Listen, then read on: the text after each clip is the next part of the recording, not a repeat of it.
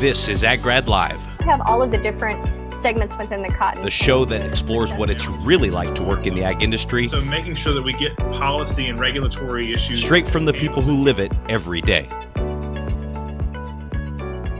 Hey everybody in AgGrad land, I am back. You may not have expected to see me twice in 1 week. We were doing a doubleheader this week, frankly, because of a scheduling error on my part. Last week, our guest, or maybe 2 weeks ago, our guest was kind enough to adjust to a changing schedule, and we've got a doubleheader this week. We had Jessica Kiefer yesterday. Hope you checked that out.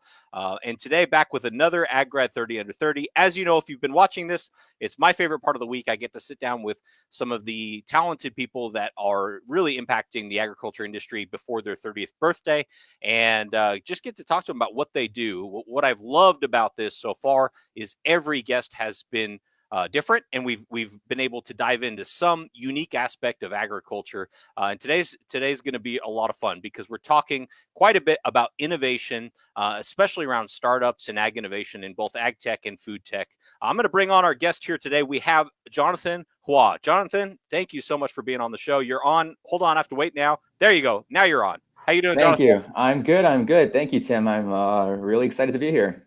Now, you are the Thrive Accelerator Manager for SVG Ventures. And for somebody who maybe has never heard of Thrive, I think that's probably a good place to start is how do you describe your accelerator to people who maybe have never heard of it?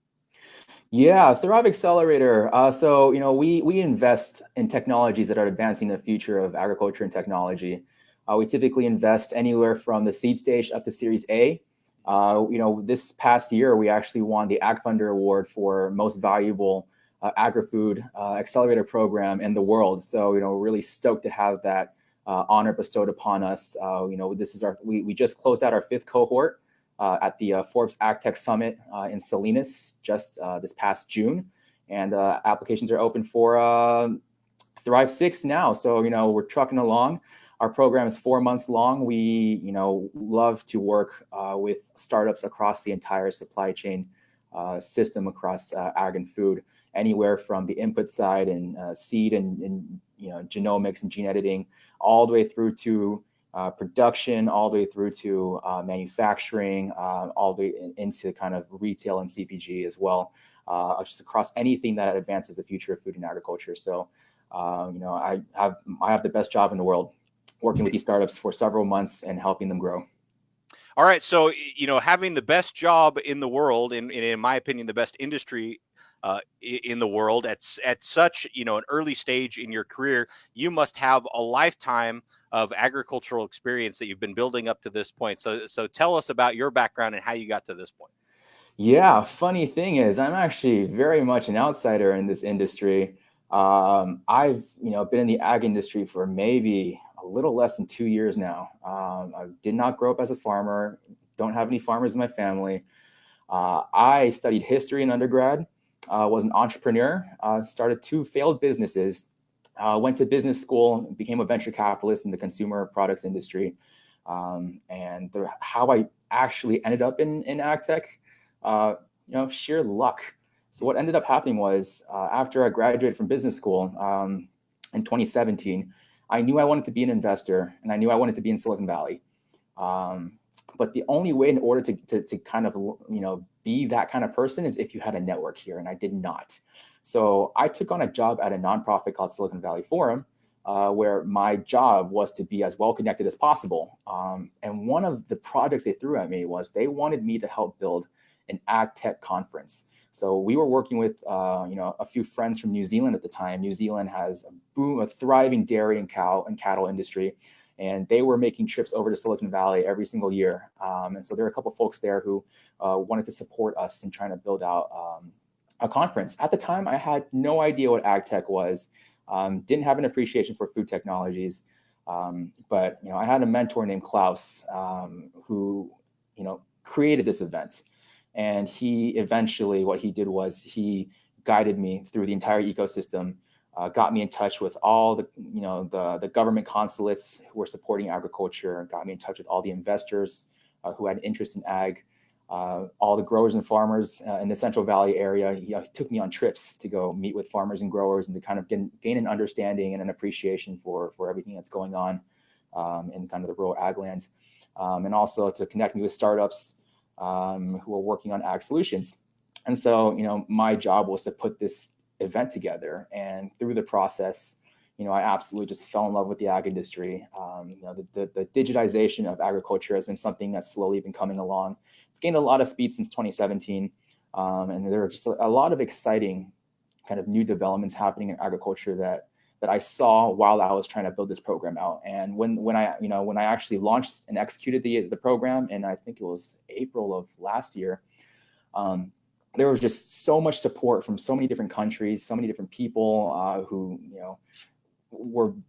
didn't know very much about ag, who were very interested and were learning a lot and were networking. And I gained a lot of the same kind of benefits as many of the attendees did. This was kind of my first time being exposed to ag. And, I've always wanted to be in an industry where I felt like I could have an impact on sustainability and kind of be a part of the social impact kind of revolution that was happening. And so ag and food seemed like a very natural fit.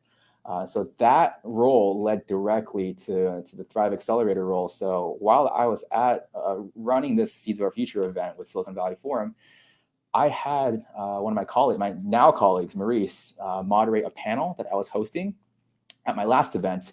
And after that event was over, they essentially poached me and asked if I would come and run the accelerator program. And it was an offer I couldn't refuse. Absolutely.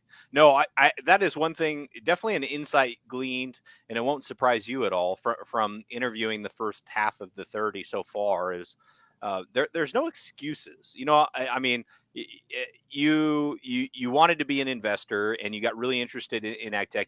You end up doing an event planning. I mean, so you could have told yourself at that point, well, I don't want to be an event planner. And you could have told yourself, well, I don't know anything about food and ag, but it would be cool. But I don't know anything. And you didn't let any of that sort of deter you from doing a good job, developing a good reputation, developing a strong network, and then eventually the opportunity came about. And I just think that is it's something that for somebody like you is probably obvious, but so many people out there would have found any number of excuses in that process to maybe not push on. So I think that's really awesome. Well, it's a small ecosystem. And everyone in this industry knows everyone. And so, once you kind of start, getting to know some of the people and you get connected to the wider network, you just find out how much everyone supports each other. And, how passionate people are for the actual ag and food industry if they've lived and worked in it all their life. And so that really struck me. And I really want to stay a part of this industry for sure. Nice. What would you tell someone who, has been reading stories of what's happening in Silicon Valley for years, and they, maybe they graduate business school, and so they think, I want to be part of the ag tech movement, if you want to call it that. I want to be in Silicon Valley where a lot of this investment is happening. So I'm just going to buy a plane ticket and figure things out. What would be step one that you would encourage that person to do? Well, I mean, buying a ticket to Silicon Valley, may or may not be a good idea depending on who you are. I mean, there's a lot of funding and a lot of ecosystem building here in Silicon Valley, but a lot of that money and a lot of that infrastructure is actually not built around agriculture, though we do have Salinas Valley, and that's a little bit different than Silicon Valley, and it's a little detached. But the first thing that you should do if you're interested in ag and you don't really come from an ag background, but you want to be in this space and you finish business school, what I did was I just networked like crazy. And what's that mean? Break that down for us. Yeah, because everything that has happened for me in this industry has been a result of someone that I've known. And so for me, being in a position that allowed me to go out and build events and build a community and to, get people in touch with each other. So my whole role at Silicon Valley Forum was, I had to, host international delegations from around the world and take them to different places in Silicon Valley for business meetings, partnership meetings, and to kind of give these, foreigners a sense of what Silicon Valley was like and why people kept talking about it and the entire kind of high-tech ecosystem and everything that was a part of it.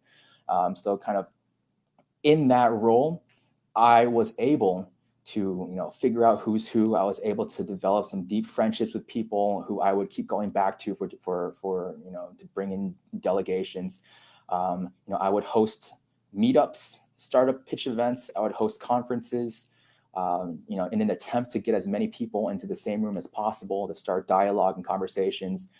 Putting people on panels is a really good way to start dialogue around a very specific topic that people can then share insights into, and then the audience members can ask questions and engage and then network with people afterwards. I just made a lot of effort to try to just go to events, build events, be a part of events as much as possible. And I am no event planner. I do not actually like putting together events, but it was such a necessary part of being able to kind of establish credibility here in Silicon Valley in the Bay Area, and to be able to learn as much about this industry in a short period of time as possible. That as much as I don't see myself as an event planner, I thought it was a very, very critical part of me and who I am today. So that's something I would encourage people to do. Go to your location of choice. There are events happening everywhere from Salinas all the way up through San Jose, Palo Alto, San Francisco. There are always events going on.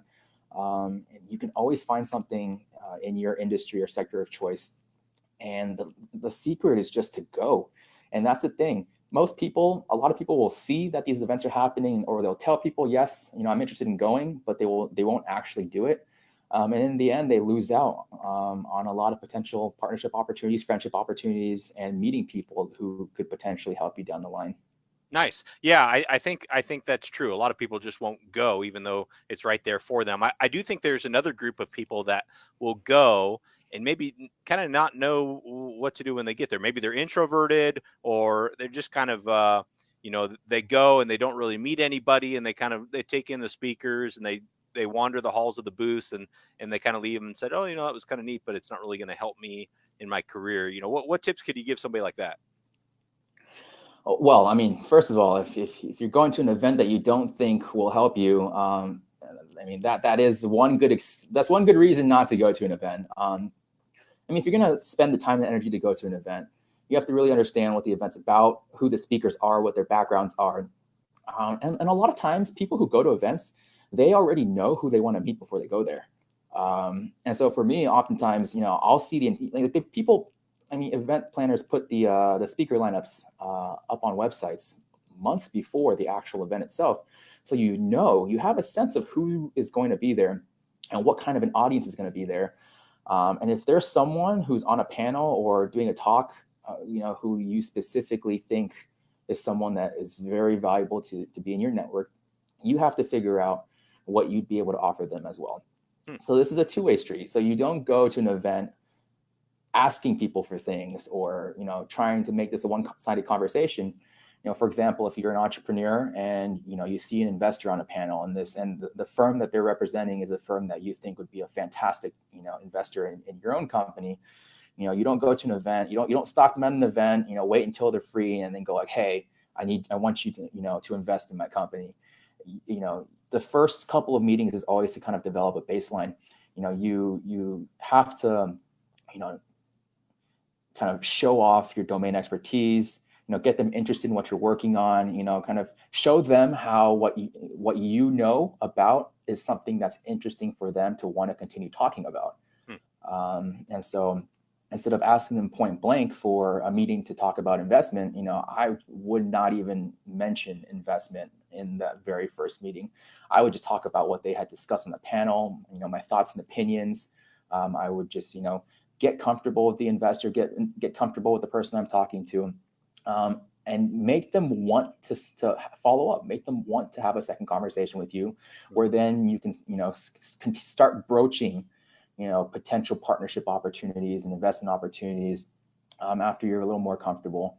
And that's where a lot of the awkwardness comes from is, people go to an event and they think, I have to talk to this many people and I have to broach these many subjects. And then, when you come at someone aggressively with this kind of an agenda and they take a step back and seem very standoffish, that ruins the entire vibe. And so really, it's about doing your research, understanding the audience, and developing some questions and talking points that are general enough that you can talk to multiple people about them, and have a prolonged conversation, but not too general that people think that you are just kind of talking to everyone and trying to get some opinions from people. But then, if you have specific people you want to talk to, go up to them, start a conversation, get them comfortable, but don't ask for anything on the first meeting. So let me put you on the spot here just a little bit. Sure. So you were just on stage at Forbes Ag Tech. If I was going to Forbes Ag Tech, and this would have been back, let's say in May before the event, and I saw on the website that you were going to be on stage, and I read one of your blog posts. You write some great blog posts, by the way. I particularly like when you write about kind of the why we invested vantage point. I think is really interesting to me. So I said, hey, I sent you an email out of the blue. We didn't know each other. Hey, Jonathan, I read this blog post about why you invested in X company. I had some follow-up questions. I saw you're going to be at Forbes Ag Tech. Do you think you'd have a few minutes just to sit down and chat? Is that something that, you'd be okay with, or is that too big of an ask? I'm just trying to kind of model the what might be good behavior as far as making the most of these events. Yeah, absolutely. Actually, there are several people who did that, exactly that. They had read something I had written or had commented on something I had posted on LinkedIn, or otherwise, and had reached out to me directly on LinkedIn, saying that where they came from and where they found me from, and asked, if they would be able to have a couple minutes of my time. And, to me, that's a fantastic way to make an introduction. Like, I know now that, you've already done your due diligence on me. Mm-hmm. I know that, you already understand, where you'll be able to find me. You understand my work, you understand my thought process, you have questions that you want to ask, and you weren't too aggressive about it. And I really appreciate that. And so I spent, there were maybe 4 or 5 people who did exactly that, came from one of my blogs, asked for a couple minutes at Forbes. And I think that is a fantastic way to get someone's attention. Cool. And then you have an instant connection. You're not going to be a wallflower the whole event. Speaking of blogs, as you've told me before, your learning curve was very steep as you entered this industry, and you've already talked about how you sort of networked your way into having some of the conversations to learn a lot about the industry. What other resources do you go to learn info about this space? What's out there that people should be paying attention to really kind of stay on top of what's happening in ag tech?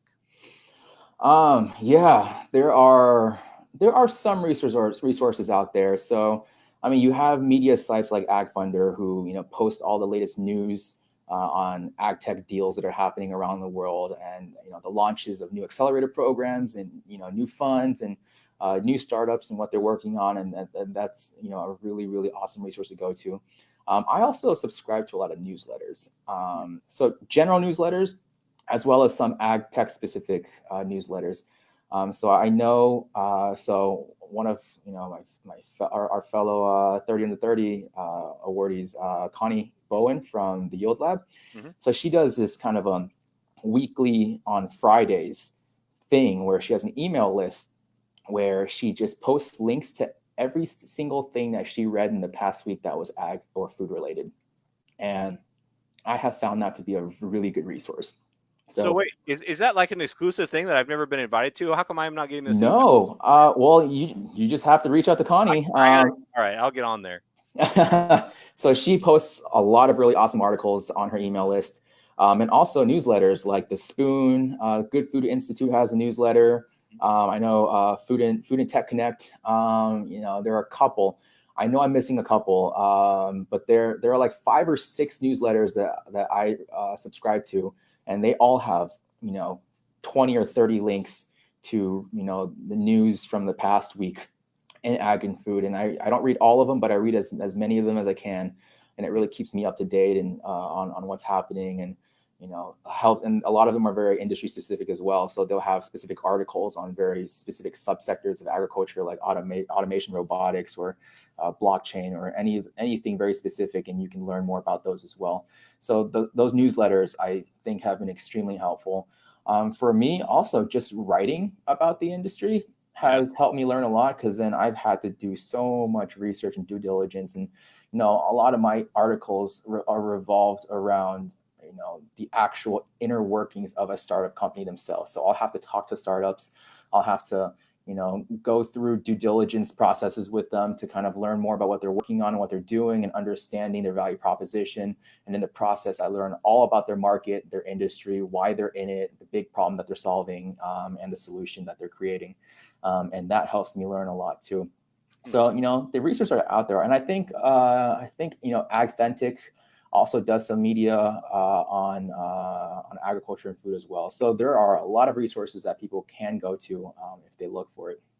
Great. No, I love those tips. Yeah, newsletters are something that I think for many years I sort of thought I saw as sort of spam, and then here just recently, or maybe last year or so, I've started realizing there's some super valuable email newsletters out there, and it's free, and it's always kind of a nice surprise to have something valuable just end up in your lap or in your inbox.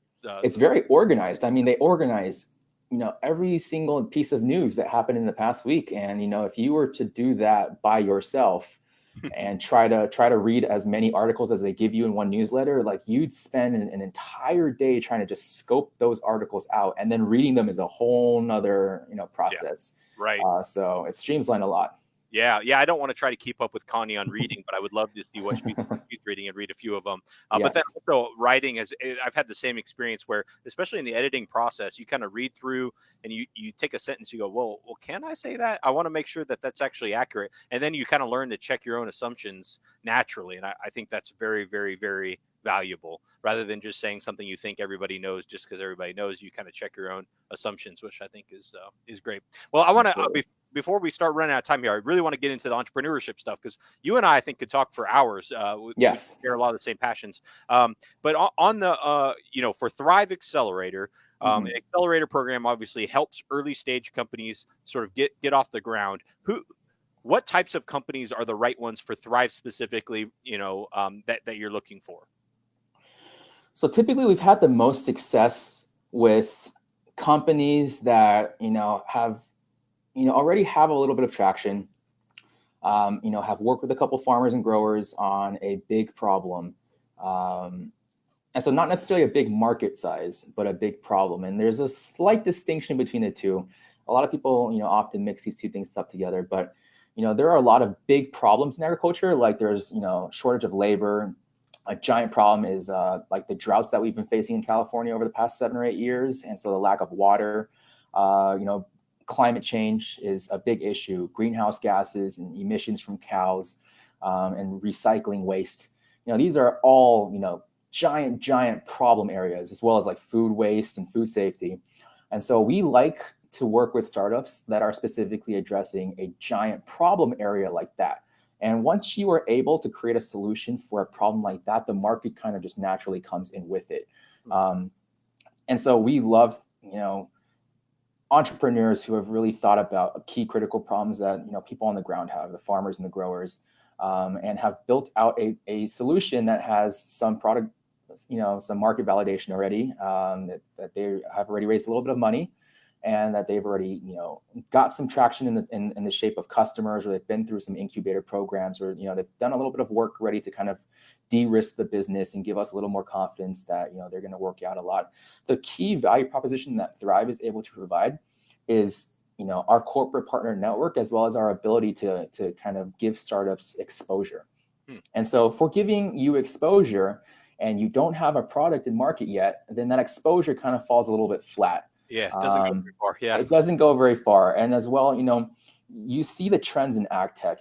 There have been a couple of IPOs, like you saw the Beyond Meat IPO, and that went, that was huge. But for the most part, over the past 5 or 6 years, it's mostly been some sort of consolidation. And so a lot of acquisitions happening in this space. And so our corporate partner network is one of our key strengths, because a lot of these corporate partners are target acquisitions, or are targeting acquisitions among the for startups that we work with. And our startups, their exit plans, 95% of them are looking to get acquired by a giant corporate.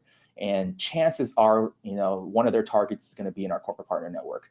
And so we're able to kind of facilitate that relationship and get mentors from the corporate company to come in and work with your startup, and kind of really help position you for success in the future if you really do go down that M&A route.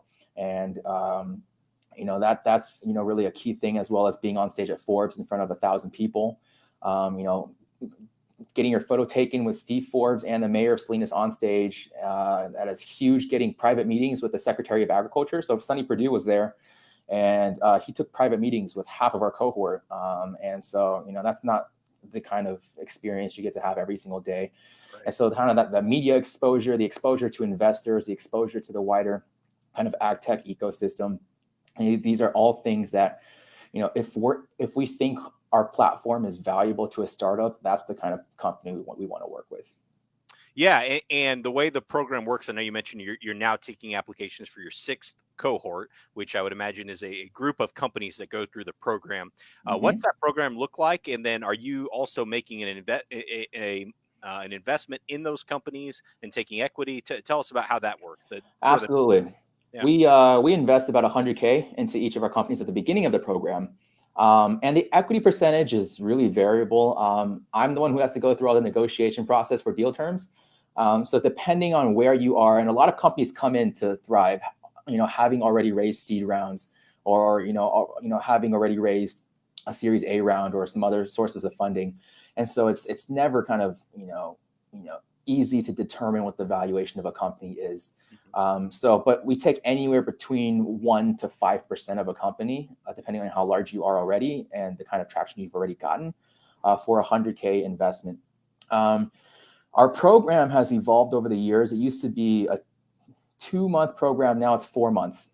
And so we make our startups come physically in person for only 2 parts of that, the very beginning and the very end. Okay. The remainder of it, we allow you to do virtually, because half of our cohort comes from outside the US. And we understand that in the ag tech space, innovation moves along a little more slowly than some of the other industries. And so taking a founder away from their company for 3 or 4 months can be the end of a company. Right. And so we want our founders to continue running their company as they're going through the program. And we kind of provide the value add on the side around them as they're building their company up. And so in this 4 months, in the very beginning, we make them all come out for seed camp, and seed camp is 3 days. And so we, introduce all of our startups to our partners, corporate partners. We introduce all of our corporate partners to our startups, do a lot of networking. And then we also take them on field tours. So we will go to places like Driscoll's and do, strawberry field tours. We'll go to a produce processing plant. We'll go to a winery to kind of see the internal operations, to kind of give our startups a sense of the kinds of partners they will potentially be working with and the customers who they might potentially be working for.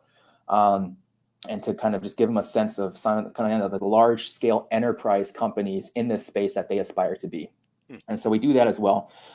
And the third day is always kind of workshop based. So this past year we went to EY. EY is a partner of ours. They have something called the Wave Space in San Jose, which is their version of a WeWork, kind of a co-working space. And we did design thinking workshops. We talked through the lean canvas model. We talked through, legal, finance, a couple of, key topics that we think some of our entrepreneurs would really appreciate kind of hearing early on. And we just built some workshops into that, and then we let them go. And then after, they finish seed camp, we do weekly webinar sessions. So I curate the webinar sessions. Every single week, it's a new speaker speaking about a topic that I think, entrepreneurs would really appreciate. So in a typical incubator or accelerator, they tend to like to do topics that are quite generic. Like they'll have an entire section on marketing, they'll have an entire section on finance, an entire section on legal. And that's really good for early stage companies. And so that kind of a curriculum works for incubators, for companies that are still building out their product or still at the ideation stage, who would really need that kind of early stage help. Since half of our cohort is already at the Series A stage, we've had to take a more unique approach to our curriculum to make sure that we don't, bore our, startups to death, to hear things that they've heard 3 times already. So instead of, how to raise money, which is what an incubator, would teach a startup, we instead find an attorney who is a former VC to come and talk about, once you have that VC relationship, what's the quickest way to destroy that relationship? What are some of the pitfalls in that VC entrepreneur relationship that will doom you? And instead of talking about, okay, well, how to develop an exit strategy, we'll bring in an entrepreneur who, recently did a $100 million exit, and have him talk about, what is every mistake you made on the path to building your company that almost made it so that you would not have been acquired. So we like to put a twist on things.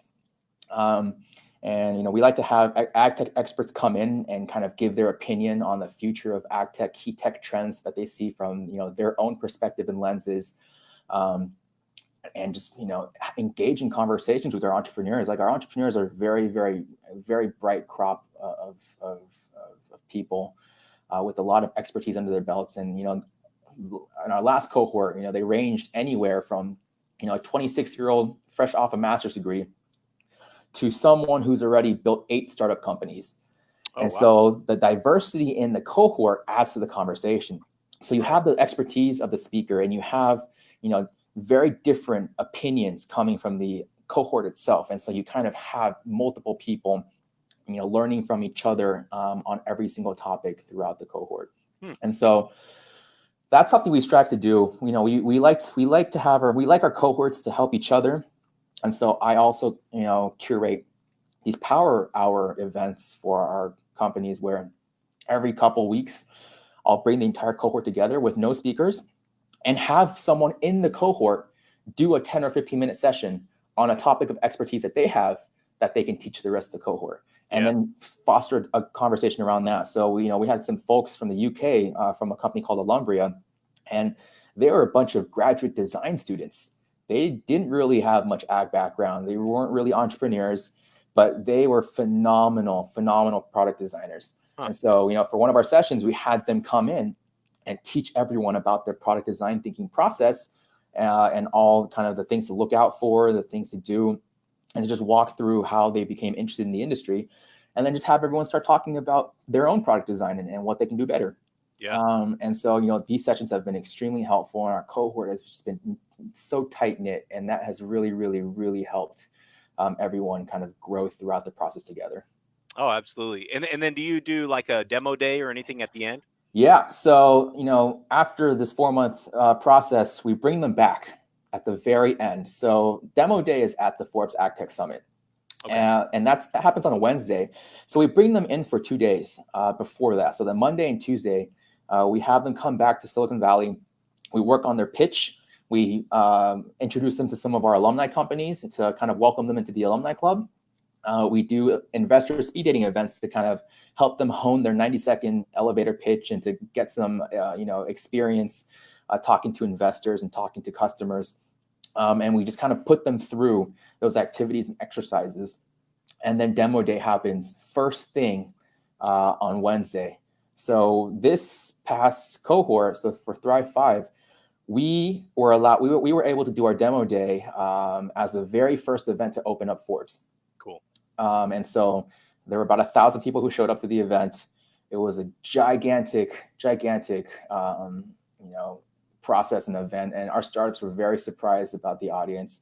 And we were followed by Steve Forbes, and Steve Forbes, later that afternoon, Beth Ford from Land O'Lakes came on pretty soon after that. So we got to hold pole position in front of, very, very notable speakers like that. And so, we were very fortunate to be in that position, that kind of have that kind of exposure for our startups. And our startups killed it. We had 3 phenomenal judges who were asking questions. So we had Vonnie Estes from Produce Marketing Association. We had Teddy Bekele from Land O'Lakes, and we had Chloe Sorvino, who's part of the Forbes team. And, they were gracious enough to, lend us some of their time to ask questions at the end of each of the pitches and to kind of foster a little bit of a dialogue to dig deeper into specific topics. And our entrepreneurs just killed it on stage. And I'm so, so proud of them. Very cool, man. Well, it's clear that you love the work that you do. If anyone is tuning in and wants to follow up with you either about the Thrive Accelerator or really anything that kind of we've talked about today, I'm going to try to put this up on the screen. What's the best way to get a hold of you here? As a function of my job, I have to be very active all the time. So email would be good. So jonathan.hua@svgventures.com is a good way to reach me. I am very active on LinkedIn. So if you shoot me a note on LinkedIn, saying that you found me on this AgGrad kind of live stream, that would be an awesome way to connect with me as well. And did you say that was that .net or .com? .com. Okay. So All right. jonathan.hua@svgventures.com. All right. So email, LinkedIn, and also, find me on Medium. I write a lot on Medium. It's a good way to kind of understand my thought process and to learn more about me as well. And I would love to have support on that platform as well. So multiple ways to find me. Yeah. Okay. So I'm going to squeeze one more question, even though we're beyond the time that I usually close these things out, but I want to ask about Medium. So I write on Medium as well, and I've been trying to ask myself, like, why do I like writing on Medium so much? It's just I know it's a really intuitive platform from a writing standpoint, but tell those out there who might want to get their own voice into either the public or into their own industry about kind of why you like Medium. So I've written on both LinkedIn and Medium, and my LinkedIn articles definitely have gotten a lot more kind of engagement in terms of likes and comments. But I find Medium to kind of be more of like a standalone blog site. And I appreciate that because it's a more organized way to have all my articles in one place. And it's very intuitive to write on. There's a lot of content already on Medium. So, if you are able to build a following on Medium, it's very professionally written articles. There are a lot of people in the investment space, writing about their investment thesis or writing about, why they invested in certain companies, very similar to what the topics that I like to write about. And so, a lot of venture firms and a lot of investment firms, they will keep a standalone Medium account to do their blogging on, and then link the Medium blog to their website. And so, for me, part of it was, I want to be in the investment industry. I love being a VC.